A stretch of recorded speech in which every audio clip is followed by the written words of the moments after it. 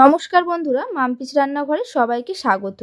আজকে আমি হাজির হয়েছি নিরামিষ রেসিপি ফুলকপি আলু পোস্ত রেসিপি নিয়ে। এইভাবে পোস্ত বানিয়ে দেখবেন, যে কোনো নিরামিষ দিনে গরম গরম ভাতের সাথে খেতে দুর্দান্ত লাগে। ভালো লেগে থাকলে বন্ধুদের সাথে শেয়ার করে দেবেন। তাহলে দেখে নিন আমি কিভাবে বানিয়ে ফেলবো আমার আজকের এই ফুলকপি আলুর পোস্ত। এটা বানানোর জন্য সবার প্রথমে আমি নিয়ে নিয়েছি আলু। আমি এখানে দুটো মিডিয়াম সাইজের আলুকে ছোট ছোট টুকরো করে কেটে নিয়েছি, আর একটা ছোট সাইজের ফুলকপিকেও ছোট ছোট করে কেটে নিয়েছি। দেখুন, একেবারে ছোট করিনি, তার মধ্যেই দেখুন সাইজটা। ফুলকপিগুলোকে ধুয়ে পরিষ্কার করে নিয়েছি। আর নিয়েছি একটা মিডিয়াম সাইজের টমেটো, সেটাকে ছোট ছোট করে কেটে নিয়েছি।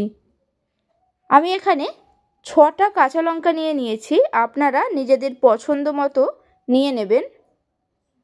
2 চামচ পোস্ত নিয়েছি, আমি এখানে বড় চামচে 2 চামচ পোস্ত নিয়েছি।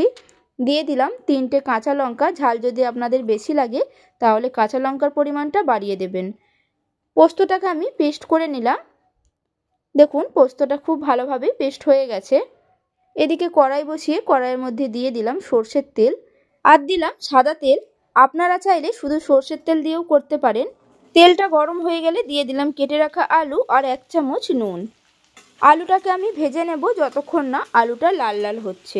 প্রায় 4 থেকে 5 মিনিট আলুটাকে আমি ভেজে নিয়েছি। দিয়ে দিলাম কেটে রাখা ফুলকপি। ফুলকপিটাকে দিয়েও আমি ভাজতে থাকবো যতক্ষণ না ফুলকপিটা লাল লাল হচ্ছে। প্রায় 4 থেকে 5 মিনিট ফুলকপি আলু আমি ভেজে নিয়েছি। দেখুন, লাল লাল হয়ে গেছে। এই সময় এর মধ্যে দিয়ে দিলাম কেটে রাখা টমেটো, 1/2 চামচ হলুদ গুঁড়ো, 1/2 চামচ লঙ্কার গুঁড়ো। সব কিছু একসাথে ভেজে নেব 3 থেকে 4 মিনিট আবারও। দেখুন, ভাজা হয়ে গেছে।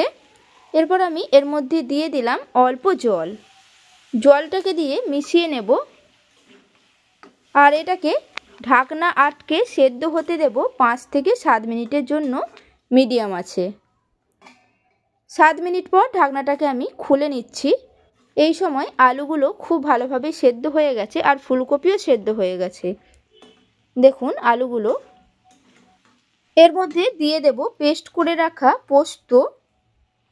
বাটির মধ্যে পোস্ত লেগেছিল, তাই বাটি ধুয়ে দিয়ে দিলাম অল্প জল। 3টে কাঁচা লঙ্কা দিয়ে দিলাম। সব কিছু আবারও মিশিয়ে নেব খুব ভালোভাবেই। 2 মিনিটের মতো নাড়াচাড়া করে নেওয়ার পর আমি ঢাকনাটাকে আটকে দিয়ে হতে দেব 5 মিনিটের জন্য। 5 মিনিট পর ঢাকনাটাকে আমি খুলে নেব। দেখুন, পোস্ত থেকে তেল ছাড়তে শুরু করেছে, আর পোস্তটা পুরোপুরিভাবেই শুকিয়ে গেছে। রেডি হয়ে গেল আমার আজকের রেসিপি ফুলকপি আলু পোস্ত। এইভাবে একবার পোস্ত বানিয়ে দেখবেন, গরম গরম ভাতের সাথে নিরামিষ দিনে একেবারেই জমে যাবে। ভালো লেগে থাকলে বন্ধুদের সাথে শেয়ার করে দেবেন। আমার রেসিপিটি আপনাদের কাছে কেমন লাগলো অবশ্যই কমেন্টে জানাবেন।